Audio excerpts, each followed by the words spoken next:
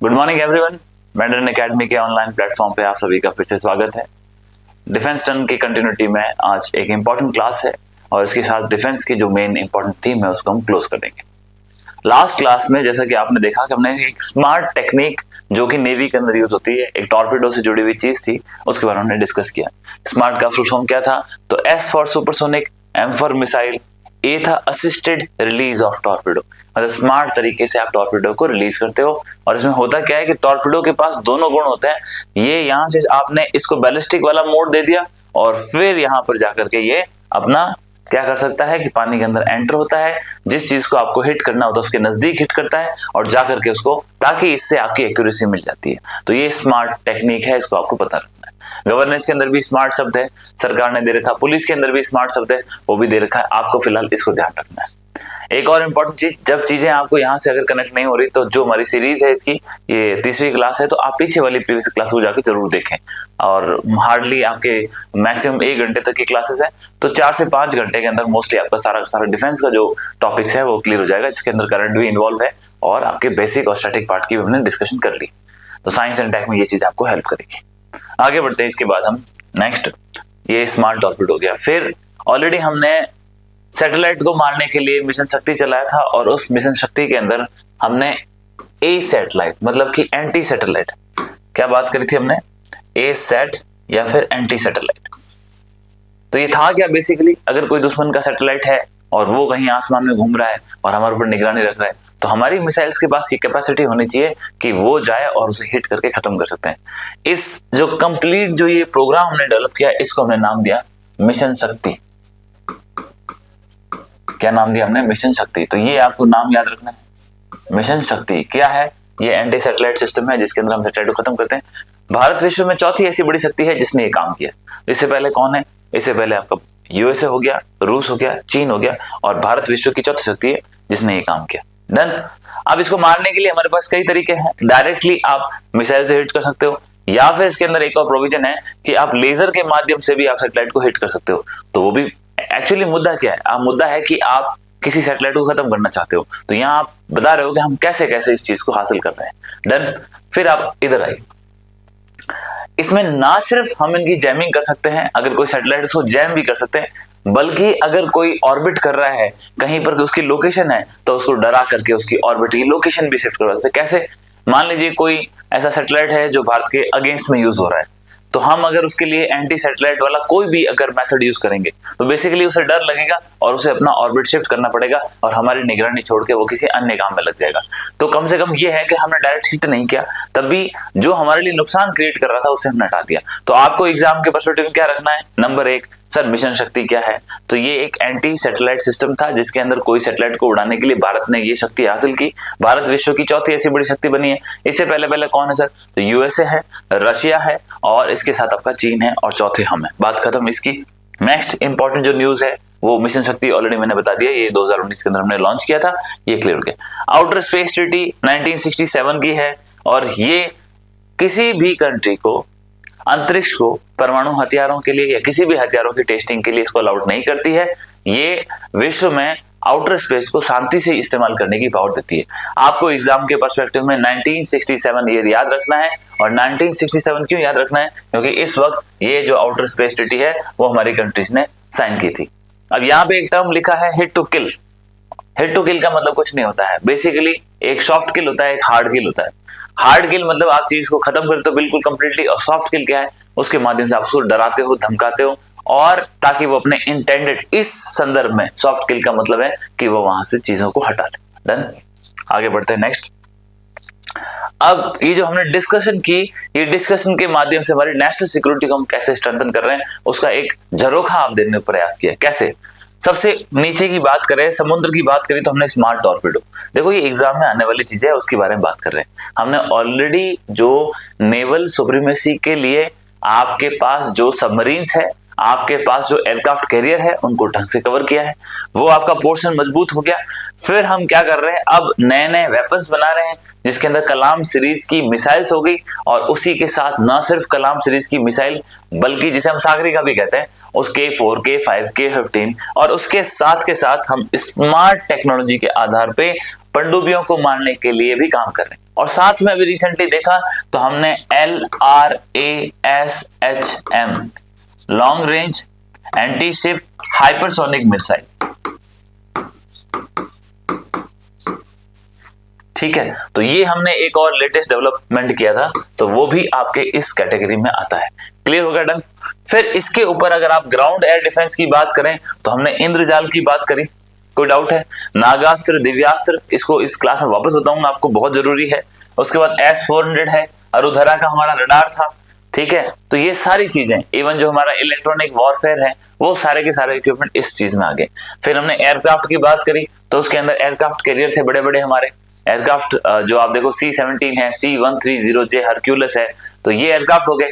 इसके अलावा और क्या है? इसके अलावा और हमने फाइटर एयरक्राफ्ट देखे, जिसके अंदर राफेल और Su-30, तेजस, जो लेटेस्ट डेवलपमेंट हो रहे हैं, MK, इनकी बात करी। और इसी के साथ हमने जो हमारे हवा के अंदर निगरानी रखने के लिए 2 रडार हैं, एक नेत्र है और एक आपका फाल्कन है, इनके बारे में हमने बात करी। तो ये मुख्य रूप से चीजें थी जो एयर सुपीरियरिटी को मेंटेन करती है। अगर आप अंतरिक्ष की बात करें तो सबसे इंपॉर्टेंट A-सैट मिशन शक्ति की बात कर ली, आउटर स्पेस ट्रीटी की बात करी, तो ये आपको एक ओवरऑल हमारा डिफेंस आर्किटेक्चर समझ में आया होगा। अब अपन चलते हैं नेक्स्ट थीम की तरफ। नेक्स्ट थीम क्या है? अब इसके अंदर भी बहुत और कुछ लेटेस्ट डेवलपमेंट हुई है जो और ज्यादा इंपॉर्टेंट है। सबसे पहले बात हुई है हैप्स की। हैप्स क्या बोलते हैं? ध्यान से सुनना आप, ये इंपॉर्टेंट है। Hyper altitude pseudo satellite. Hyper altitude का मतलब क्या हो गया? हाइपर मतलब कि बहुत ही ऊंचाई पर, हाइपर एल्टीट्यूड ऊंचाई होगी। स्यूडो सैटेलाइट, स्यूडो का मतलब होता है कोई धोखेबाज।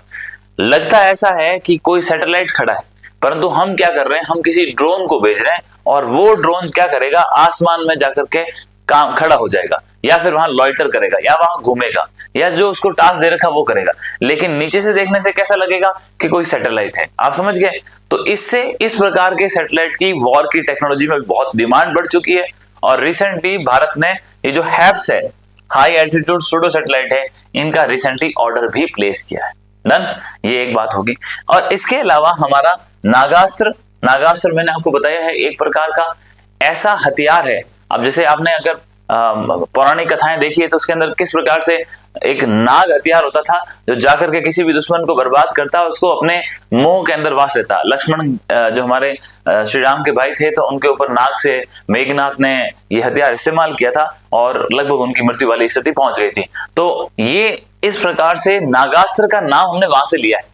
और जो नाग अपन बात कर रहे हैं यहाँ पे नागास्त्र की, तो बेसिकली ये दुश्मन की टेरिटरी में जाकर के ड्रोन के रूप में जाता है, वहां जाके चीजों को खत्म करता है। बेसिकली जितना भी ड्रोन है, तो ड्रोन एक तरह से आपके ये पौराणिक हथियारों वाली चीजों को वापस रिपीट करने का प्रयास है, जो आपको दिख सकता है, क्योंकि हथियार ही पुराने हम छोड़ते थे और ड्रोन भी ऑटोमेटिक जाता है, इसके अंदर कोई व्यक्ति नहीं होता है।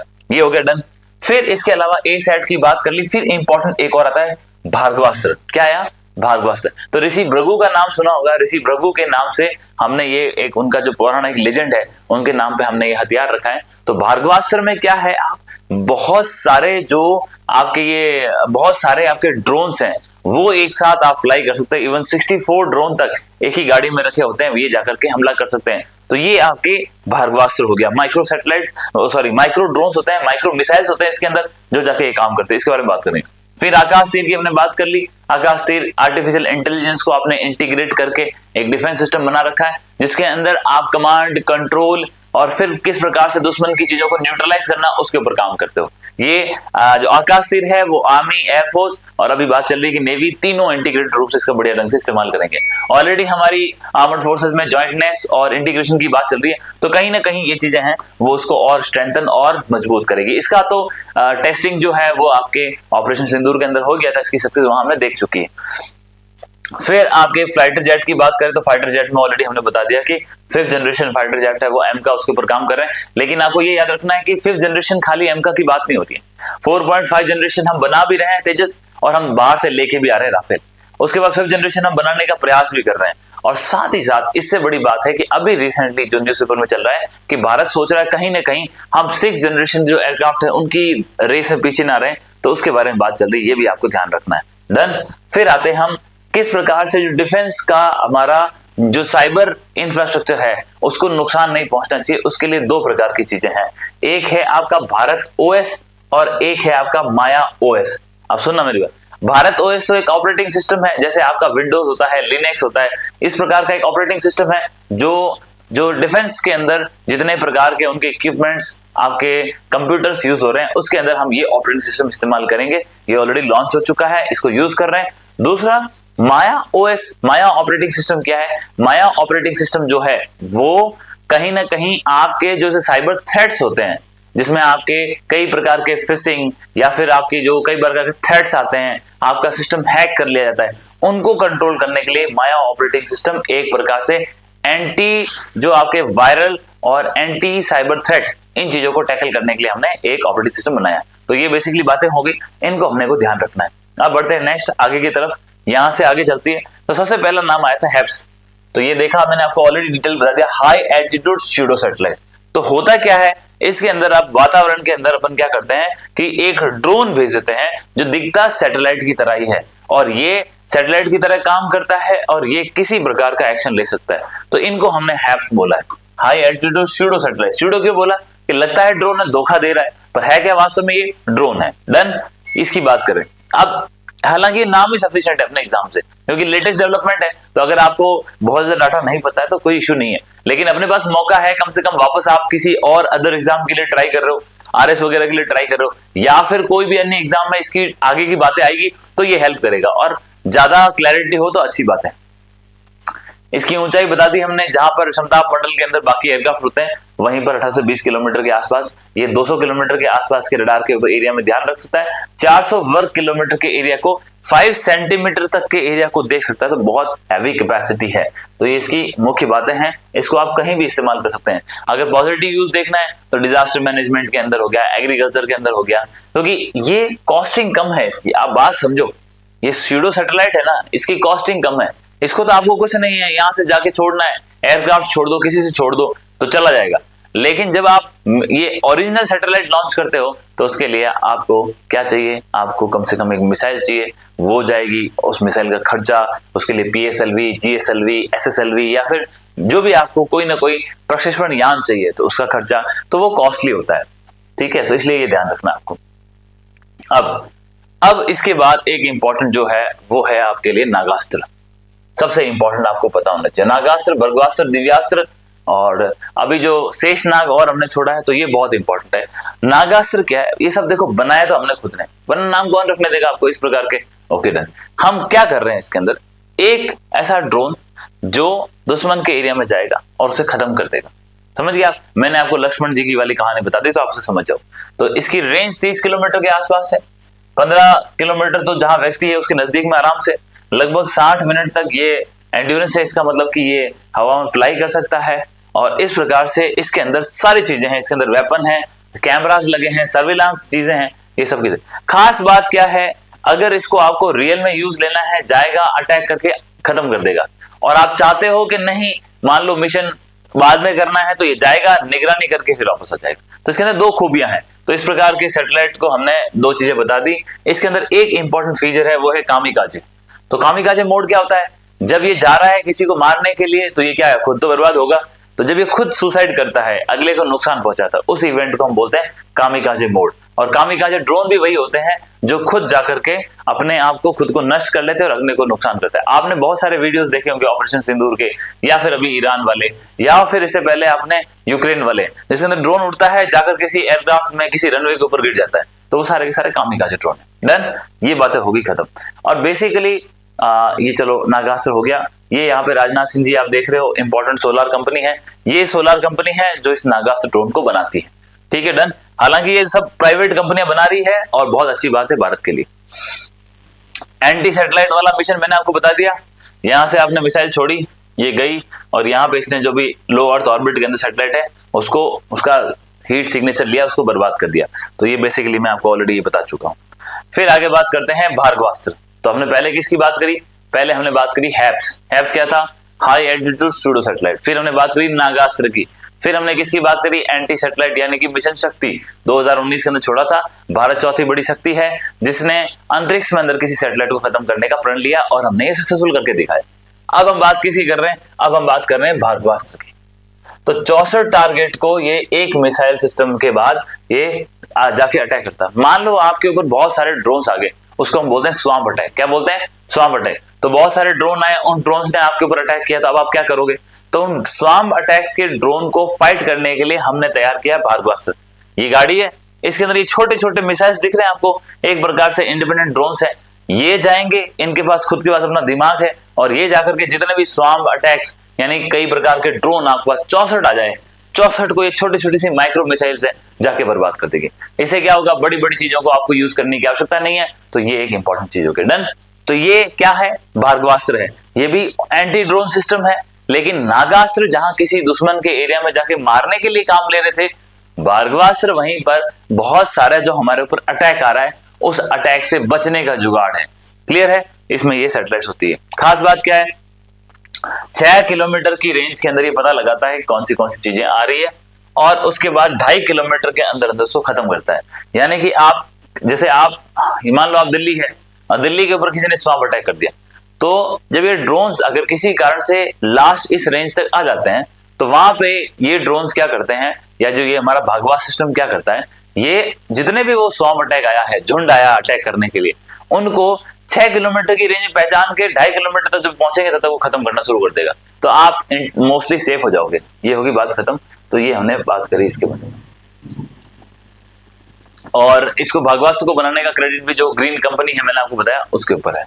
तो ये ओवरऑल जो हमारा आकाश तीर था, इसको मैं ऑलरेडी बात कर चुका हूं। आकाश तीर को आपको प्रीवियस क्लास में बता रखा है। बाकी फिर भी आकाश तीर क्या है? तो ये हमारा भारत का एक मेन प्लान है कि हम हमारी जो डिफेंस सिस्टम है, एयर डिफेंस है, उसको अपना डोमेस्टिक करें, मजबूत करें, विदेशों के ऊपर निर्भरता को कम करें। तो इसके लिए हमने हमारी जो पहले से हमारे पास सिस्टम था, तो integrated air command and control system बनाया है, और इसके माध्यम से आकाश तीर के तहत मल्टी लेयर डिफेंस सिस्टम को बना रहे हैं, इसको और मजबूत समय के साथ कर रहे हैं। तो it is tested and proven very right. तो ये चीज आपको पता होनी चाहिए। डन।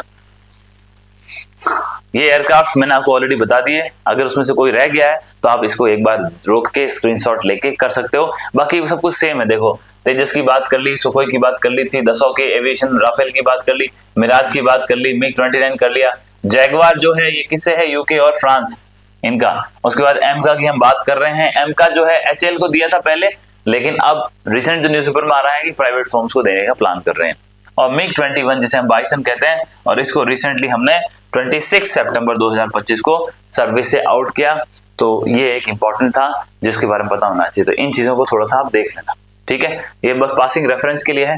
एक जो मिलिट्री एक्सरसाइज है वो, और ये एयरक्राफ्ट है, बस इनको आप एक बार नजर से बात, बहुत लिमिटेड चीजें, काम की चीजें लिखी है। अब क्यों चर्चाओं में था भाई? दसो सर ऑपरेशन सिंदूर के अंदर, मिराज किस लिए चर्चाओं में रहा? सर बालाकोट के अंदर। तो ये कुछ पता ही है। और बालाकोट की क्या इंपॉर्टेंस है, हमारी ऑपरेशन सिंदूर की क्या इंपॉर्टेंस है, देश का हर आदमी, हर नागरिक जानता है। अब बढ़ते हैं आगे। भारत ओएस और माया ओएस, ये मैं आपको पहले ही एक थीम के अंदर बता चुका हूं।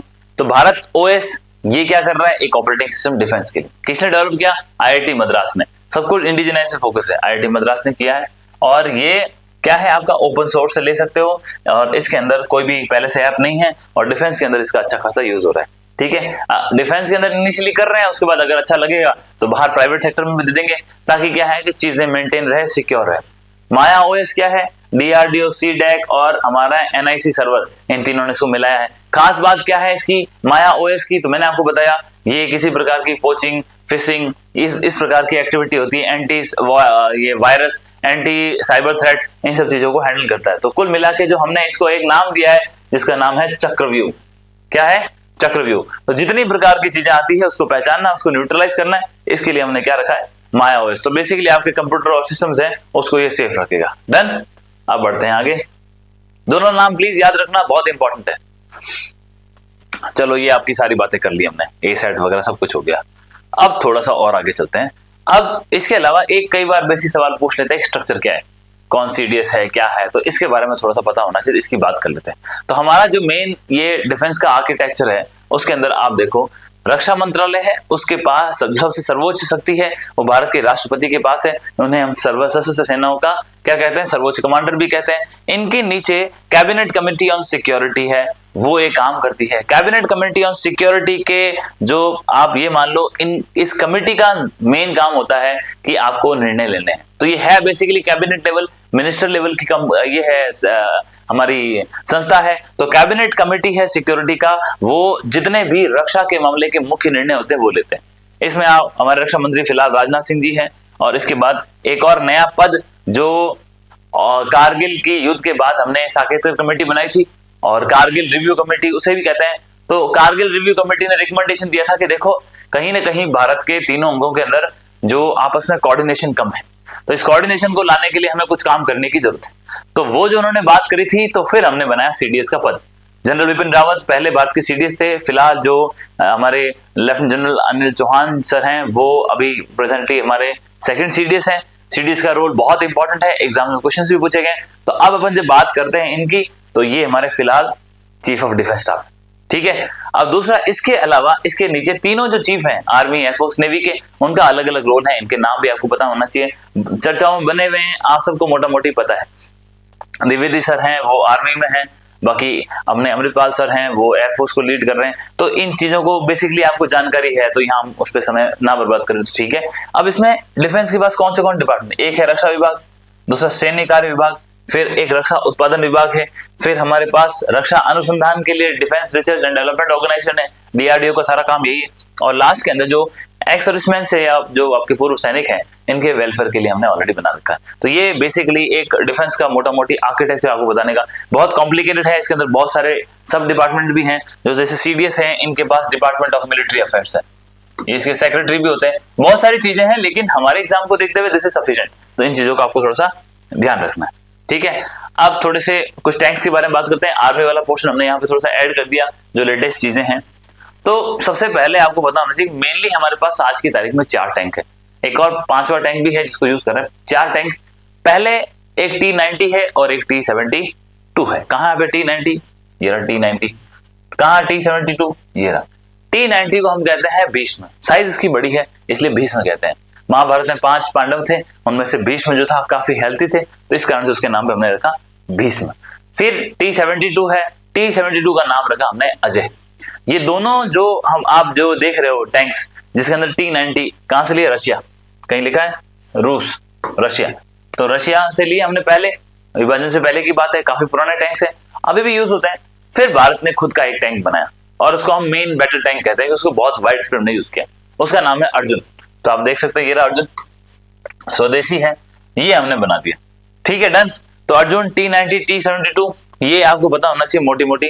और जो आर्मी की आर्मर्ड कोर होती है वो इन टैंक्स का कंट्रोल करती है, और बहुत सारे बैटल्स इसके लिए फेमस हैं। रिसेंटली आपने मूवी देखी होगी जिसके अंदर जो परमवीर चक्र योद्धाओं के बारे में बताई गई थी, तो उसके अंदर टैंक्स की बैटल बहुत बड़ी बड़ी बताई गई है। तो नेक्स्ट ये हो गया एक पोर्शन। फिर इसके बाद और कौन सा है सबसे इंपॉर्टेंट जो भी न्यूज में है, वो है जोरावर, ठीक है। पहली बात भारत ने खुद ने बनाया, T92, T72 दोनों टैंक बाहर से लिए हैं, ठीक है। एक का नाम है भीष्म, एक का नाम है अजय। अर्जुन जो है अपना खुद का है। अब जो अपन बात कर रहे हैं ये कौन सा है, जोरावर। Sorry 1 second.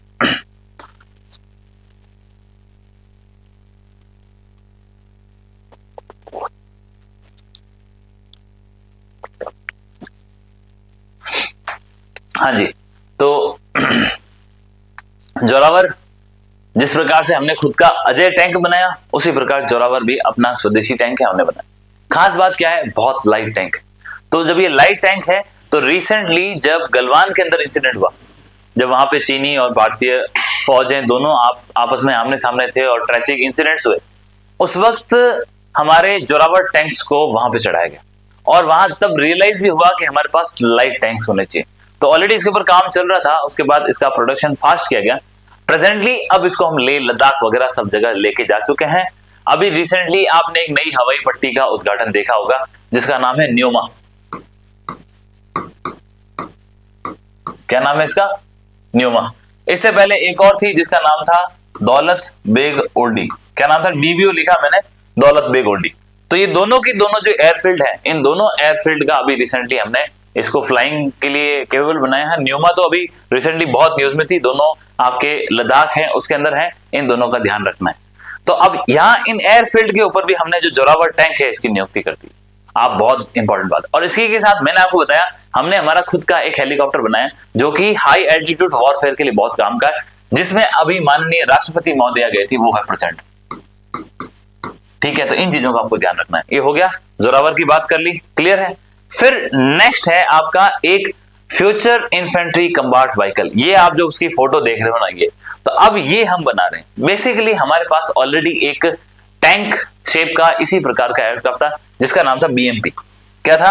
बीएमपी। अब इन जो बीएमपी है, इन बीएमपी को रिलीज करने की आवश्यकता पड़ी, थोड़ा उसको एडवांस। जब आप चीज इस्तेमाल करते हो आप उसकी कमी मालूम चलती है, तो उसी प्रकार से बीएमपी को रिनोवेट किया, बीएमपी को एडवांस बनाया, तो हमने बना दिया फ्यूचर इनोवेटिव कम्बाट व्हीकल। और ये डीआरडीओ और प्राइवेट सेक्टर दोनों मिलकर काम कर रहे हैं, और ये आने वाले समय के अंदर भारत के अंदर इन्फेंट्री और आर्मर्ड दोनों के बीच के अंदर एक लिंक का काम करेगा। इंडियन आर्मी के लिए बहुत अच्छी बात है। नेक्स्ट इसके बाद एक और है अभय। तो ये भी एक तरह से इन्फेंट्री का कम्बाट व्हीकल है, और इससे कुछ नहीं है, जो अपने सोल्जर्स हैं उनका जो मूवमेंट है वो बहुत फास्ट हो जाता है, उनको एक जगह से दूसरी जगह लेके जाना, टरेन वगैरह जहां होता है, तो अभय मिलिट्री व्हीकल है। तो ये एक इंपॉर्टेंट है, ये भी टैंक की कैटेगरी में भी डाला हुआ है, हालांकि बेसिकली टैंक नहीं है, लेकिन फिर भी ध्यान रखना आपको। तो अजय, अभय, जोरावर, भीष्म और फिर आपका अर्जुन, ये मुख्य टैंक है। इनके नंबर्स, भीष्म जिसको हम T-90 कहते हैं, अजय T-72, ये दोनों रशिया से लिए, बाकी जितने हैं वो सब हमारे खुद के हैं।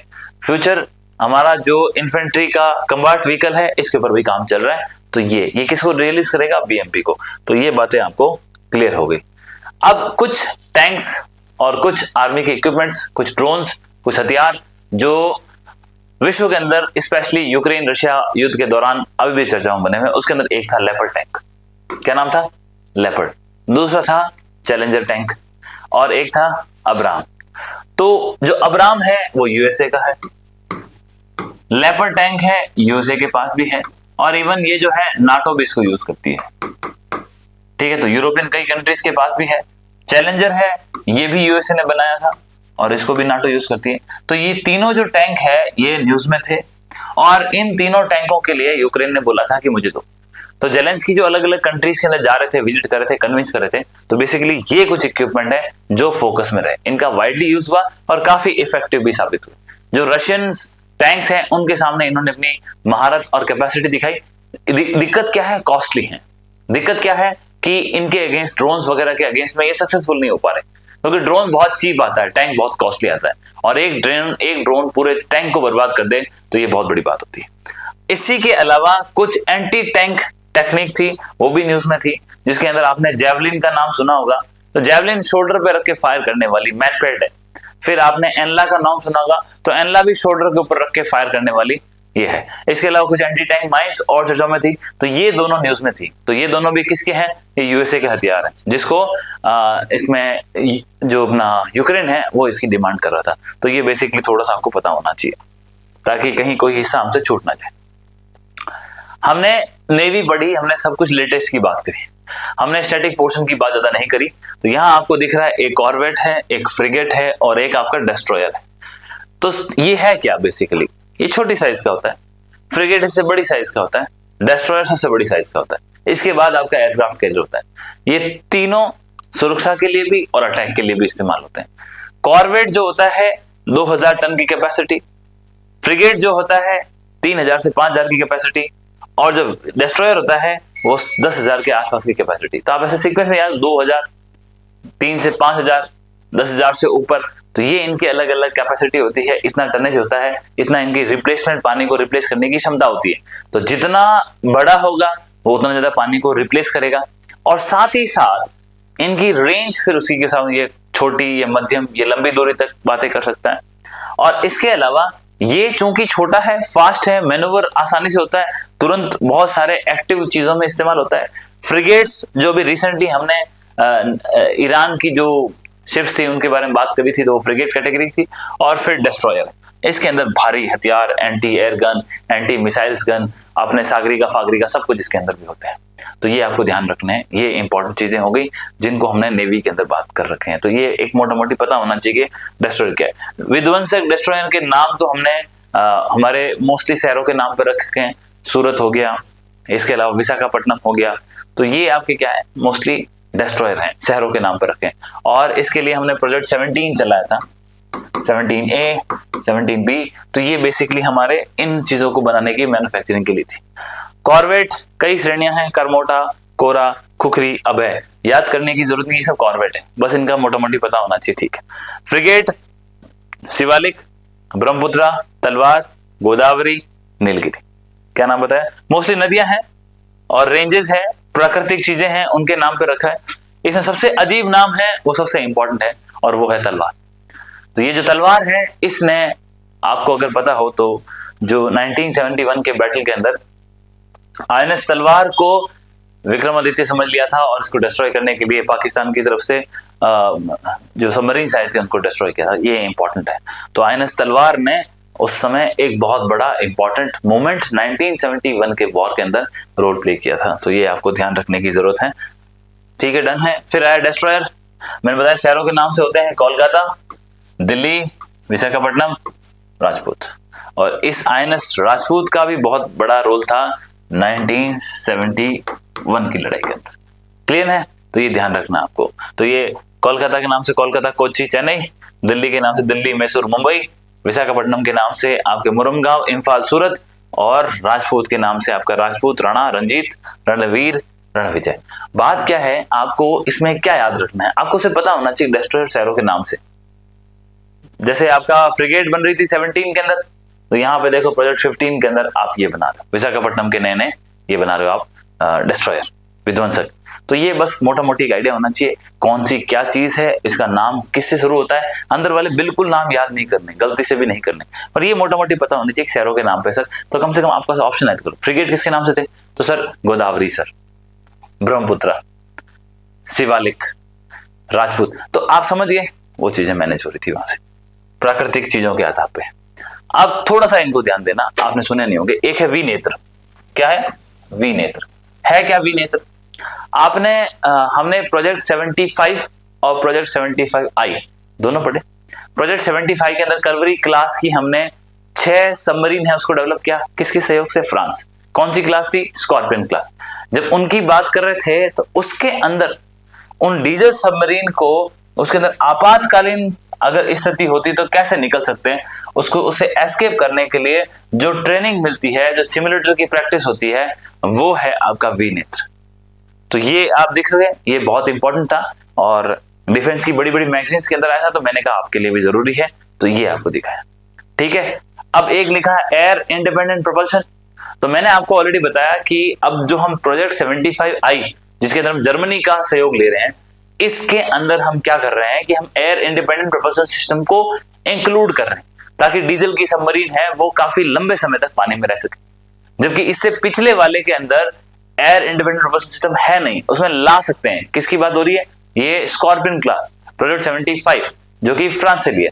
तो इन चीजों को ध्यान में रखते हुए इसलिए मैंने आपको ये यहाँ डिफाइन किया, इसको आप पढ़ लेना, कोई दिक्कत नहीं, वैसे मैंने आपको डिटेल में बता रखा। अब कुछ नई टेक्नोलॉजीज क्रिएट हो रही है, उसके अंदर कौन सी है? तो ऑलरेडी काली 5000 मैंने आपको बता दिया, ये हमारे डायरेक्ट एनर्जी वेपन्स है। तो बिल्कुल एनर्जी वेपन्स है, जाके शानदार तरीके से अटैक करते हैं। ये लेजर, आप इनको गन्स बोल सकते हो, और ये अलग अलग कैपेसिटी की होती है, किलोवाट्स में भी होती है। तो इन कैपेसिटी के आधार पर वो अगले इक्विपमेंट का जो उसका रेडियो सिस्टम है, उसका इलेक्ट्रॉनिक सिस्टम है, उसको बर्बाद कर सकते हैं, और इसलिए ये बहुत इंपॉर्टेंट है, बहुत सस्ते हैं। तो भारत अभी इनके ऊपर काम कर रहा है। तो काली 5000 एक इनिशियल पायनियर था, इसके बाद और भी अभी लेटेस्ट डेवलपमेंट चल रहे हैं, आपको इसका ध्यान रखना है। फिर हमने बात करी दक्ष।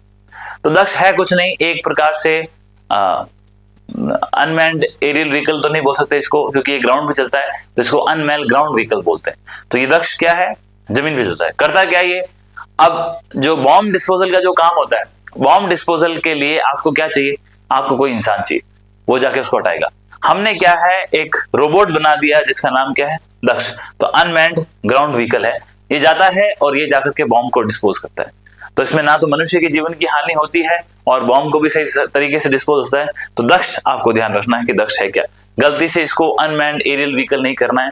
जैसे आप बोला सर ये तो यूई है, जैसे नागास्त्र था, पर्वास्त्र था, दिव्यास्त्र था, तो बोला सर ये भी ऐसा ही कुछ है, बोला ना ना ना ये ऐसा नहीं।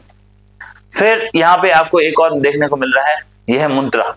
तो बेसिकली ये भी मुंत्रा जो है वो भी सेम आर्मी के पास जो ग्राउंड पे जाकर के काम करता है, ये अनमैन्ड ग्राउंड व्हीकल है। कि बेसिकली क्यों बनाया? आपने एनबीसी का नाम सुना होगा, न्यूक्लियर बायोलॉजिकल केमिकल वॉरफेयर।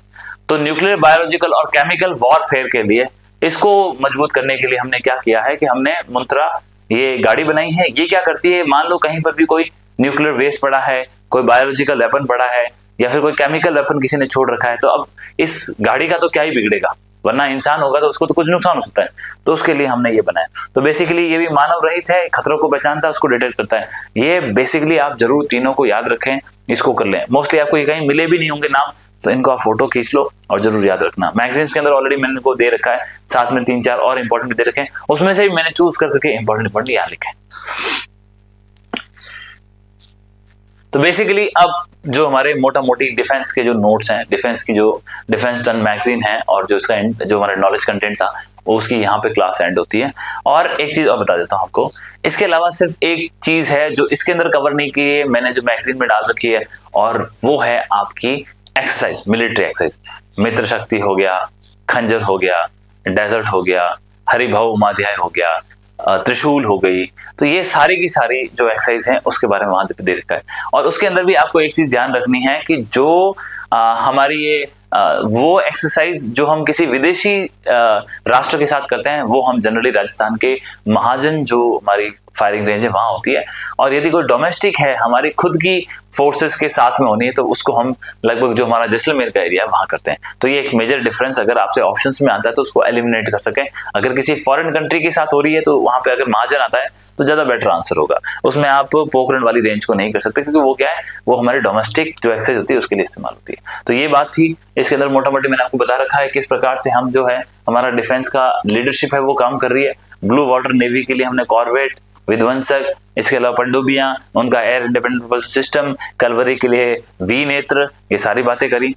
इसके अलावा अगर हम बात करें टैंक्स की, तो मेन बैटल टैंक्स हैं, अर्जुन बनाया, T-90, अजय है, भीष्म है और अभेद है। तो ये सारी बातें करी। इसके अलावा अपन ने फ्यूचर के लिए काली 5000 जो एनर्जी वेपन्स है, और ना सिर्फ ये बल्कि कुछ दक्ष और मुंत्रा इस प्रकार के अनमैन्ड जो हमारे ग्राउंड व्हीकल हैं उनकी बात करी। ठीक है, तो आप सभी को डिफेंस टन के क्लोजर पे बहुत बहुत बधाई। किसी प्रकार कोई डाउट हो, अगर किसी ने ये क्लासेस नहीं देखी तो वापस जाएं, अपनी सीरीज में देख लें। मैगजीन आपको ऑलरेडी अवेलेबल है, उसको आप रेफर कर सकते हैं। कोई डाउट होता है तो फील फ्री टू कांटेक्ट। और अगर किसी को लगता है कि नहीं सर पर्सनली मुझे गाइडेंस चाहिए, you can come and contact at our offline centre. Thank you so much. Jai Hind.